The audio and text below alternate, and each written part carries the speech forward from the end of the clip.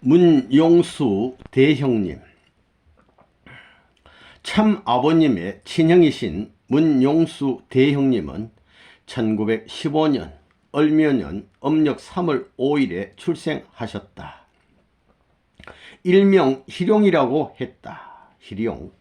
대형님은 체격이 좋고 건강하셨으며 성격도 참 온순하고 정직하셨다. 참 부모님 가게의 어른들은 공통적으로 갖고 있는 성품이 정직입니다. 우리 대형님도 정직하신 분. 키는 참 아버님보다 작았지만 용모가 준수해서 인물이 참 아버님에게 결코 디디지 않았다. 참 아버님도 대형님이 참 아버님보다 더 미남이셨다고 말씀하신 적이 있다. 고향에서 가지고 온 지금의 대형님 사진은, 이 사진, 옛날 모습과는 전혀 다르다. 지금 모습도 아주 훌륭한 어른 모습으로 보이는데 전혀 다르다고요. 이렇게 달라질 수가 있는가 싶을 정도였다. 참 아버님도 딴 사람이 되어버렸다라고 마음 아파하셨다. 얼마나 못 먹고 고생하고 핍박을 받았으면 얼굴이 많이 이렇게 상했다 이 뜻입니다.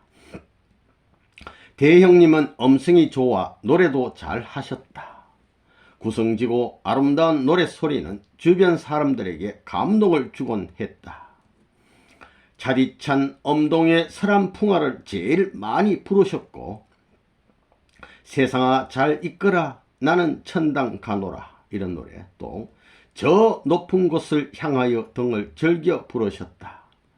차디찬 엄동의 서람풍화는 찬송가에도 있는 곡이지만 그런 까닭에 참 아버님이 성가에도 넣으라고 하셨을 것이다. 이 존령이 바로 참 아버님의 친형 되시는 문용수 대형님 되겠습니다. 귀한 어른 되겠습니다. 우리 용기 형은 고향 시절에 대형님의 노래를 들으면서부터 노래를 좋아하게 됐다고 한다. 두 분은 죽이 잘 맞아서 7월이면 지게 짝대기를 운치 있게 두드리며 노래하면서 속고를 배로 함께 다녔다. 두 분이 죽이 잘 맞아요. 그러니까 뜻과 생각, 호흡이 잘 맞는다 이 말입니다. 그래서 소 먹는 풀배로 갈 때 이 지게 짝대기를 막 툭툭 치면서 노래를 부른 것 같습니다. 생전에 용기 형은 참 아버님이 자기만 보면 노래를 시키는 것은 대형님의 음성과 노래를 듣고 싶어 그러신 것 같다고 말한 적이 있다. 얼마나 참 보고 싶었을까요? 대형님은 재혼하셨다. 첫 번째 형수가 병숙이라는 딸을 하나 낳고 병중에 일찍 돌아가신 바람에 충모님이 그 딸을 데려와 안채에서 키우셨다.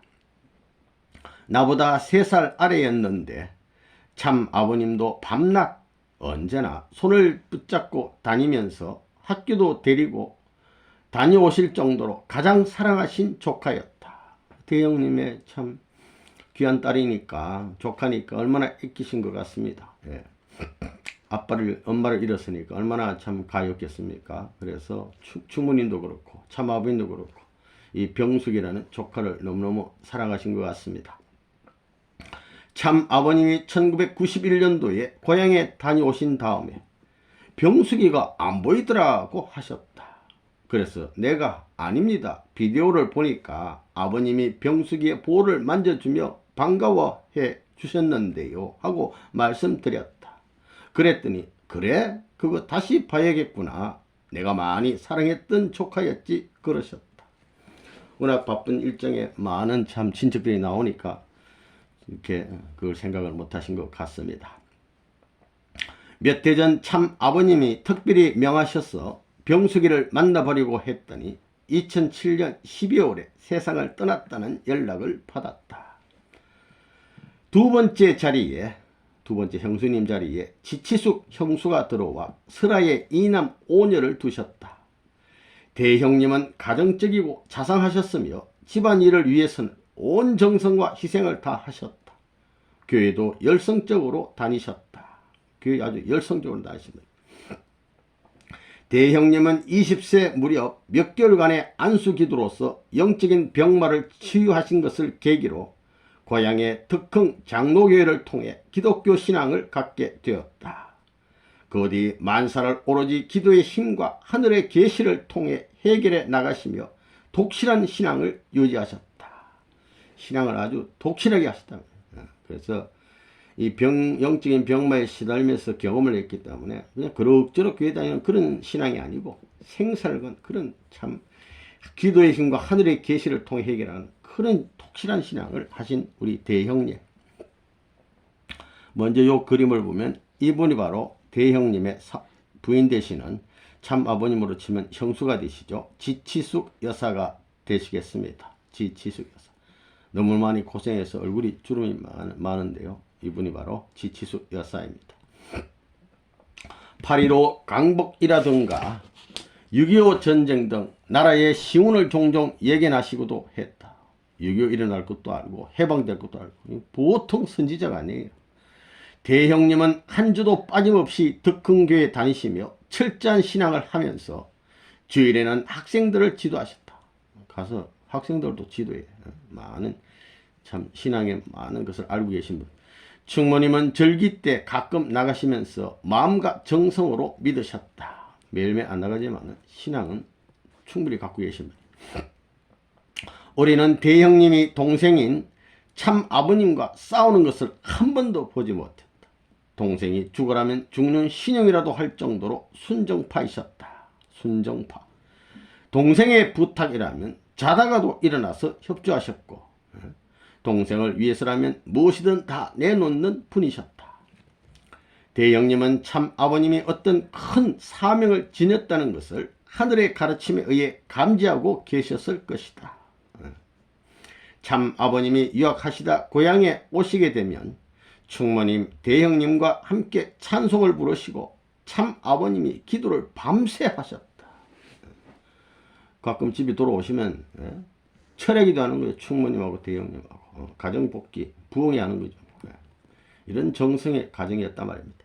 대형님은 특히 참 아버님 옥중 시절에 충모님의 간곡한 뜻을 존중하시어 어려운 살림 형편 속에서 출혈을 감수하시면서도 옥바라지를 위해 협조하셨다. 마지막 남은 소 한 마리도 면회 간다고 팔자 하니까 팔아버렸잖아요. 이런 참 대형님. 동생의 일이라면 뭐든지 하시는 귀한 분.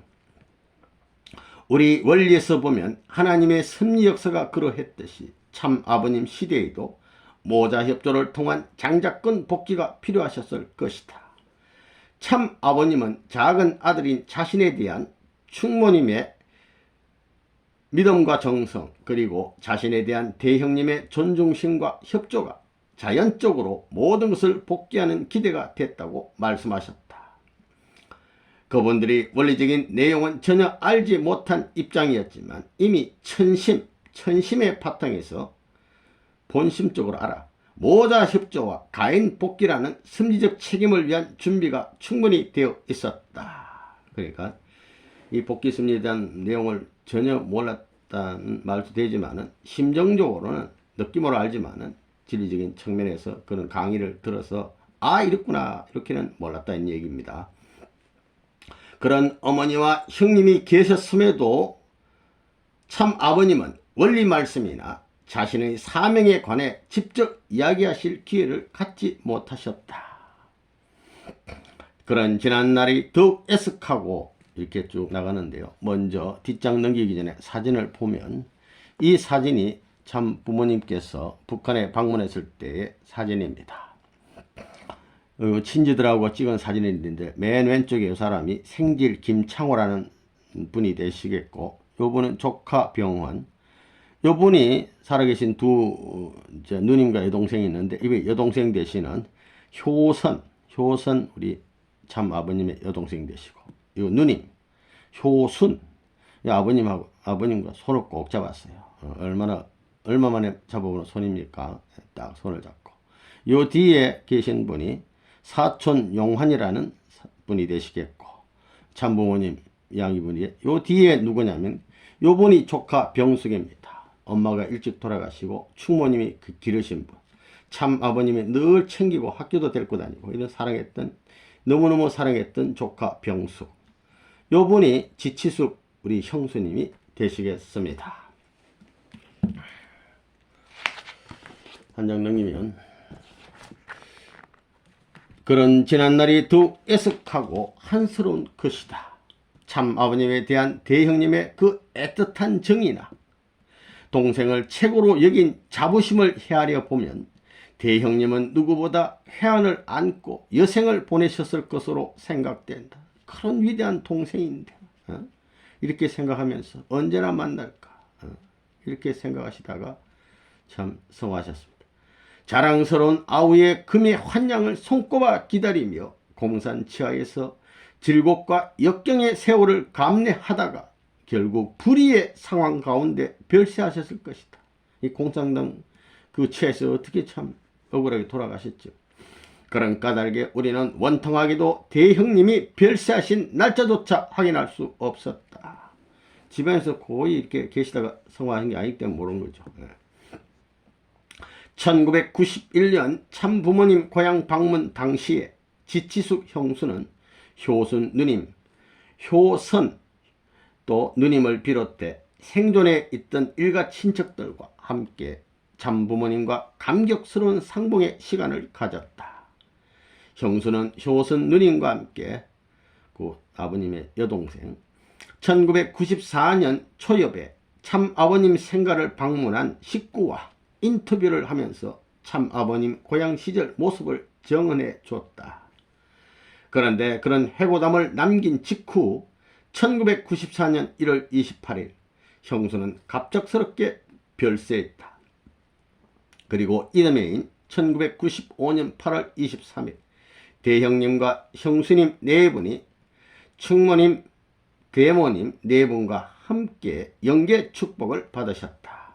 이날 용수형은 대형으로 추서되어 하늘맛 형님의 영예를 얻으셨다. 대형님의 추서됐어요.